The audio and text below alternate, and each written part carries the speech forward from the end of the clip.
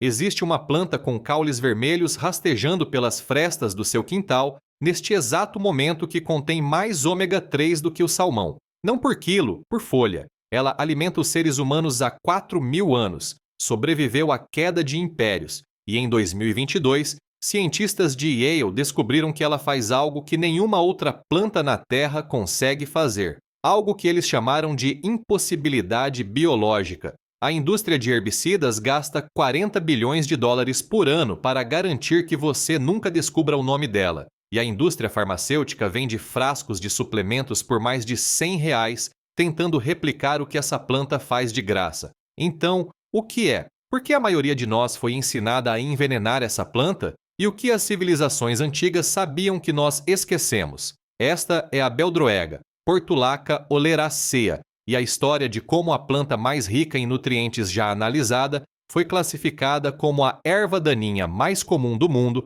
é uma das reviravoltas mais estranhas da história agrícola. Vamos começar pelo que os registros arqueológicos realmente mostram. Em 1050 a.C., alguém no norte da Grécia armazenou sementes em um vaso de argila. Quando os arqueólogos o abriram 3.000 anos depois, encontraram milhares de sementinhas pretas, cada uma com apenas 1 milímetro de diâmetro. A mesma planta estava crescendo entre as pedras do lado de fora do sítio arqueológico. No século VII a.C., essas sementes aparecem no Heraion de Samos, um dos santuários mais importantes da Grécia Antiga. No século IV a.C., Teofrasto já escrevia instruções de cultivo, orientando os agricultores a semeá-la em abril junto com suas culturas essenciais. Isso não era algo que as pessoas toleravam, era algo que as pessoas plantavam de propósito. O Império Romano cultivou Beldroega em 3 continentes. Os europeus medievais comiam em todas as refeições.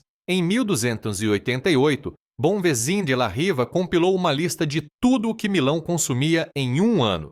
No aposento de Beldroega entrou na lista, não como curiosidade, mas como alimento básico. Em algum momento do caminho, metade do mundo esqueceu o que a outra metade ainda lembra. Em algum momento após 1492, a Beldroega atravessou o Atlântico com os colonizadores europeus. Mas quando os colonos a documentaram em Massachusetts, em 1672, arqueólogos mais tarde descobriram algo estranho. Ela já estava lá há 2.500 anos. Sementes encontradas em Ontário datam de 1350 a.C. Sementes encontradas em Kentucky datam de 800 a.C. Os povos nativos americanos já cultivavam Beldroega junto com girassóis, abóboras e quenopodiáceas no complexo agrícola do leste. 2 populações separadas por um oceano, sem nenhum contato por milhares de anos. Ambas decidiram independentemente que essa planta era essencial. Isso não é coincidência, é um sinal. Então, o que eles sabiam? Em 1960, um fisiologista chamado Ansel Keys lançou o estudo dos 7 países para entender por que algumas populações quase não tinham doenças cardíacas enquanto outras morriam disso em proporções epidêmicas. Ele acompanhou 12.763 homens em 7 países durante 50 anos. Os resultados derrubaram todas as suposições sobre dieta e saúde. Os agricultores de Creta consumiam algumas das dietas mais gordurosas do mundo. Mais de 35% de suas calorias vinham de gordura. De acordo com todas as teorias nutricionais da época, eles deveriam estar morrendo de ataques cardíacos em números assustadores. Em vez disso, eles tinham a menor taxa de mortalidade cardiovascular que Keys já havia medido, mais baixa que o Japão, mais baixa que a Finlândia, mais baixa que qualquer outro lugar do planeta. Por 20 anos, os cientistas creditaram o azeite de oliva, as gorduras monoinsaturadas, a magia mediterrânea. A explicação parecia óbvia e todo mundo aceitou. Então, nos anos 1980, uma nova equipe voltou às amostras de sangue congeladas do estudo original. Eles não estavam procurando colesterol dessa vez. Estavam procurando ácidos graxos ômega 3. O que encontraram mudou toda a conversa. Os cretenses tinham 3 vezes mais ômega 3 no sangue do que os holandeses, mas não comiam 3 vezes mais peixe. Eles comiam Beldroega todos os dias, em saladas, em ensopados, refogada com azeite, dada de comer para suas galinhas e cabras. Os animais comiam Beldroega, as pessoas comiam os animais. Os ovos tinham ômega 3, a carne tinha ômega 3. Todo o sistema alimentar da ilha funcionava com base em uma planta que crescia silvestre em todos os campos, e ninguém tinha pensado em analisá-la porque ninguém a considerava comida de verdade. Tenho que ser honesto, quando os números do próximo estudo saíram, pareciam impossíveis. Em 1992, a doutora Artemis Simopoulos analisou a beldroega em laboratório. Ela mediu de 300 a 400 gramas de ácido alfa-linolênico por 100 graus de folhas frescas. Isso é 5 a 7 vezes mais que o espinafre, 15 vezes mais que a alface americana. É a fonte vegetal mais rica em ácidos graxos ômega 3, já medida em qualquer planta. Mas aí fica ainda mais estranho. Plantas terrestres não produzem EPA, o ácido eicosapentaenoico. Esse é um ômega 3 marinho. Você obtém de peixes e algas. Você não obtém de algo crescendo no seu quintal. Era isso que todos os livros diziam. A beldroega produz EPA, não muito, apenas traços. Mas, quando Simopoulos publicou as descobertas, outros cientistas questionaram se as amostras tinham sido contaminadas com material marinho. Não tinham. Uma planta terrestre estava produzindo um composto que supostamente só organismos marinhos produziam, e a densidade de nutrientes não para por aí. A beldroega produz 7 vezes mais vitamina E que o espinafre, 6 vezes mais beta-caroteno que as cenouras. Ela contém melatonina, glutationa, potássio, magnésio e cálcio em concentrações que a tornam uma das plantas nutricionalmente mais completas já analisadas. Isso não é algum superalimento exótico vindo de uma selva remota, é aquela coisa crescendo nas frestas da sua calçada. Então veio o estudo Lion Diet Heart. Pesquisadores queriam testar se a dieta poderia realmente salvar vidas em um ambiente clínico. 605 pacientes se recuperando de ataques cardíacos foram divididos em 2 grupos. Metade recebeu a dieta cardíaca padrão com baixo teor de gordura que os hospitais prescreviam na época. Metade recebeu uma dieta mediterrânea rica em beldroega, nozes e ácidos graxos ômega 3. Após 5 anos, o grupo da beldroega teve 70% menos mortes. Não 70% menos ataques cardíacos, 70% menos mortes por todas as causas. O estudo foi interrompido antes do previsto. Continuar mantendo o grupo controle na dieta padrão se tornou antiético assim que os resultados ficaram tão claros. Então, por que a beldroega não está em todas as feiras e supermercados do Brasil? Por que a maioria das pessoas a chama de erva daninha? Por que existem prateleiras inteiras de suplementos tentando entregar o que essa planta fornece? De graça? Antes de chegarmos a isso, se você está gostando desse vídeo,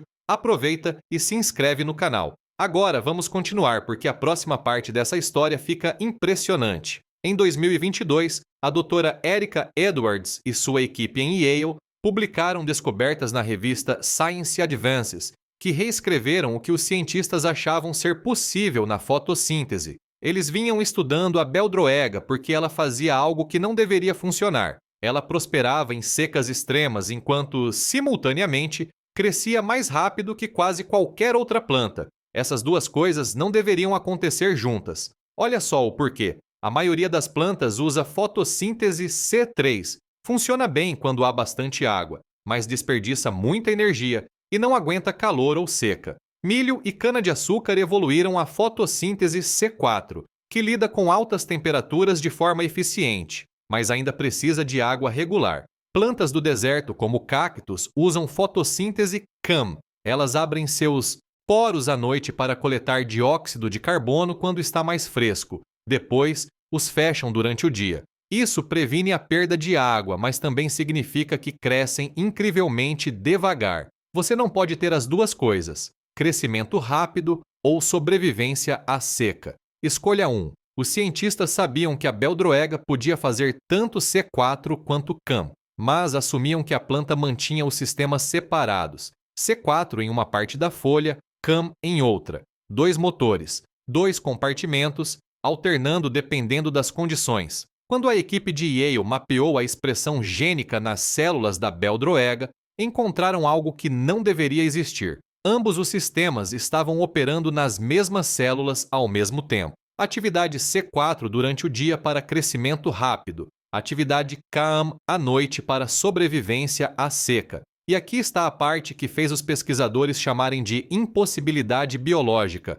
Os produtos das reações CAM estavam alimentando diretamente a via C4. As mesmas enzimas estavam sendo recrutadas para trabalhos diferentes em momentos diferentes no mesmo espaço celular. Edwards disse que essa é uma combinação muito rara de características e criou uma espécie de superplanta. Nenhuma outra espécie na Terra faz isso. Nenhuma. É como descobrir um motor de carro que funciona com gasolina e eletricidade simultaneamente na mesma câmara de combustão, não alternando entre eles, rodando ambos ao mesmo tempo. As implicações são enormes. A beldroega sobrevive com 1/5 da água que o milho precisa. Ela cresce em solo tão salgado que a maioria das culturas morreria em dias. Ela produz 200 mil sementes por planta. Cada semente pode permanecer viável no solo por até 40 anos. Cada fragmento de caule que toca o solo enraiza em uma nova planta. Você não consegue matá-la com calor. Você não consegue matá-la com seca. Você não consegue matá-la com sal. Um estudo universitário sobre solarização, que é cobrir o solo com lonas plásticas para superaquecê-lo e esterilizar tudo embaixo, concluiu que se a beldroega morrer por solarização, tudo que poderia dar certo, deu certo. Ou seja, quase nunca funciona. Esta é a planta contra a qual a indústria de herbicidas declarou guerra. O mercado global de herbicidas atingiu 40 bilhões de dólares em 2024. Bayer, Syngenta e Corteva vendem produtos formulados especificamente para matar beldroega em gramados, jardins e campos agrícolas. Mesotriona, saflufenacil, diquat e 2,4-D, o mesmo produto químico desenvolvido durante a Segunda Guerra Mundial que a empresa Scotts reembalou e comercializou para proprietários americanos a partir de 1947. Associações de moradores proíbem beldroega. Escritórios de extensão agrícola publicam guias de erradicação. Toda a infraestrutura da horticultura moderna americana trata a beldroega como uma inimiga invasora que deve ser destruída imediatamente. Não porque ela danifica ecossistemas. A beldroega não é invasora no sentido ecológico. Ela não sufoca espécies nativas nem desestabiliza habitats. A razão pela qual a indústria quer eliminá-la é mais simples que isso. Você não pode patentear a beldroega. Você não pode modificar geneticamente sua semente para torná-la estéril. Você não pode criar uma variedade híbrida que os agricultores tenham que comprar nova todo ano. Ela vem se reproduzindo livremente há 4.000 anos e vai continuar se reproduzindo, não importa o que ninguém faça. Não há como controlá-la, o que significa que não há como monetizá-la. Olhe para todas as outras fontes de ômega 3 no mercado. As populações de peixes selvagens estão entrando em colapso globalmente.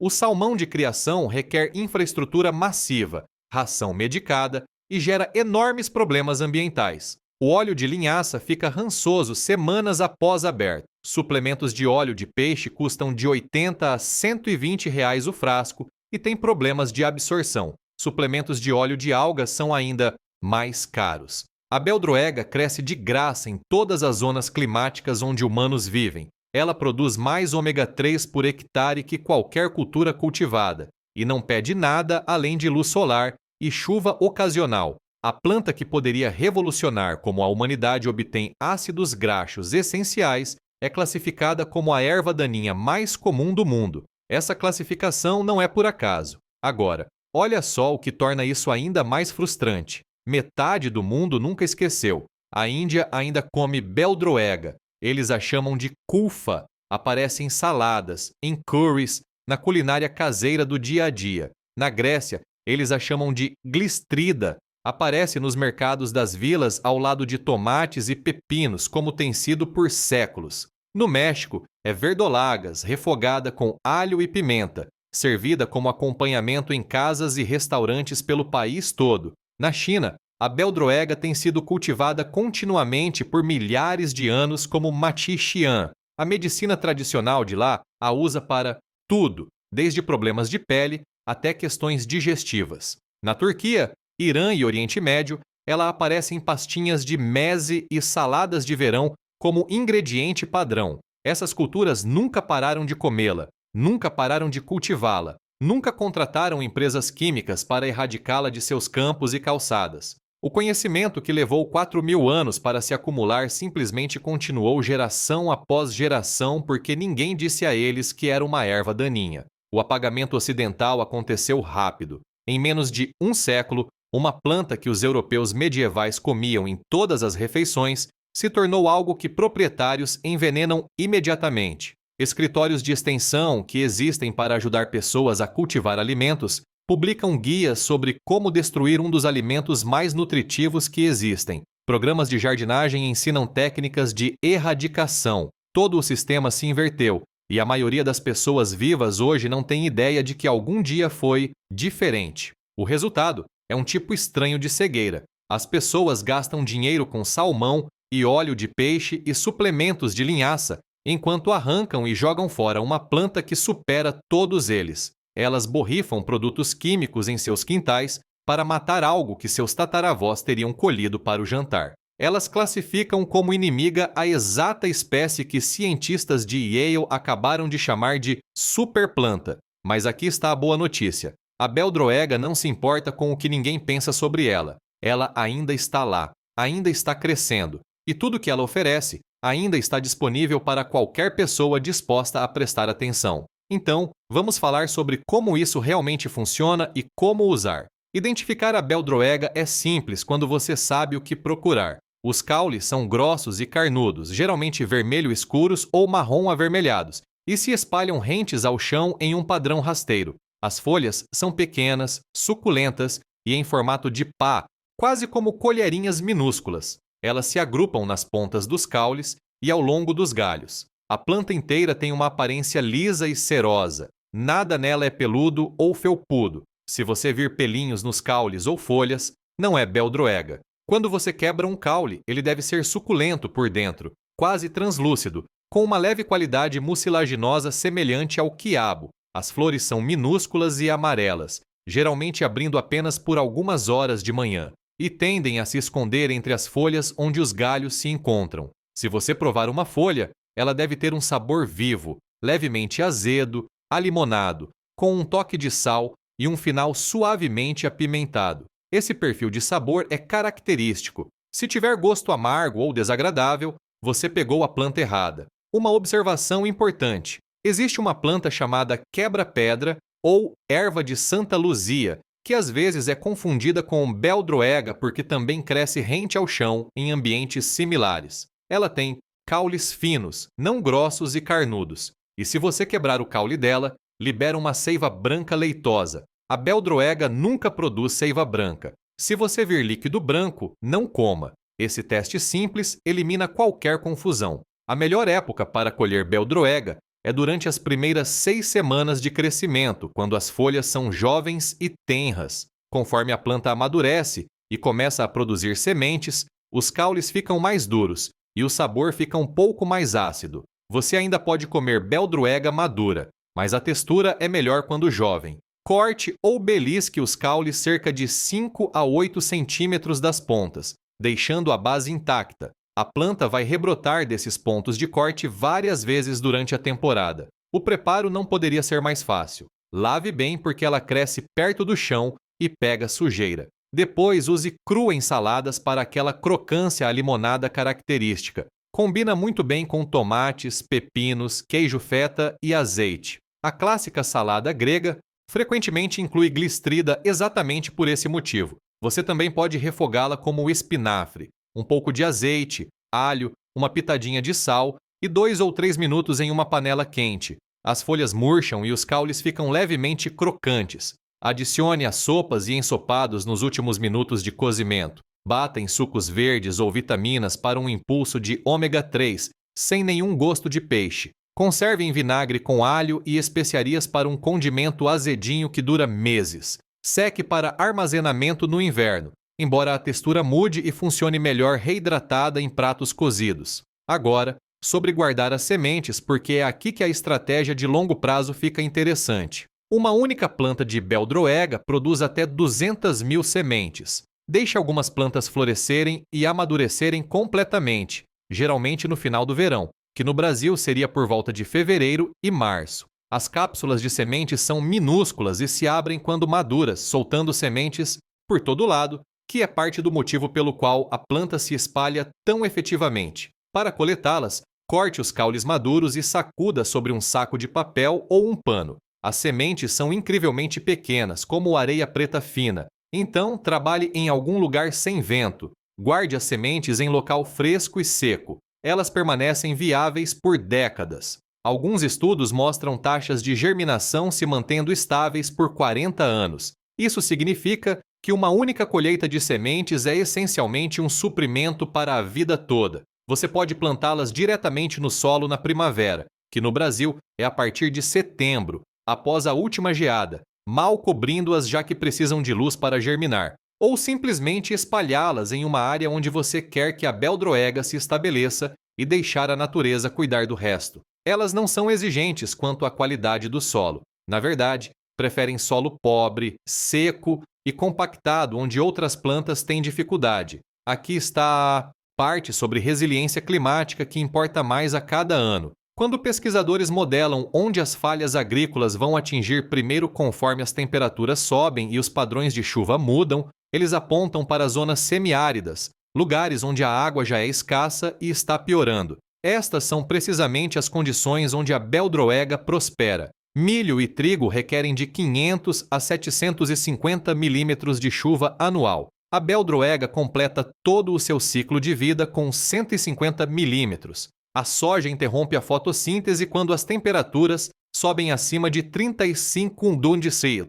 A beldroega acelera. Quanto mais quente e seco fica, mais eficientemente aquele sistema de fotossíntese dupla opera. Enquanto outras culturas falham, a beldroega continua produzindo. A solução para uma parte significativa da nossa crise de ômega 3 já está aqui. Está aqui há 4.000 anos. Cresce sem irrigação, sem adubo, sem agrotóxicos, sem nenhum dos insumos dos quais a agricultura industrial depende, e foi classificada como inimiga. Cada pessoa que aprende a reconhecer a beldroega é mais uma pessoa que para de ver comida como algo que só vem de lojas, mais uma pessoa que entende que as plantas mais nutritivas da terra são frequentemente aquelas crescendo nos lugares que fomos ensinados a ignorar. Mais uma pessoa que pode olhar para uma fresta na calçada e ver o jantar em vez de um problema. A indústria de herbicidas não quer que você saiba que a fonte vegetal mais rica em ácidos graxos ômega 3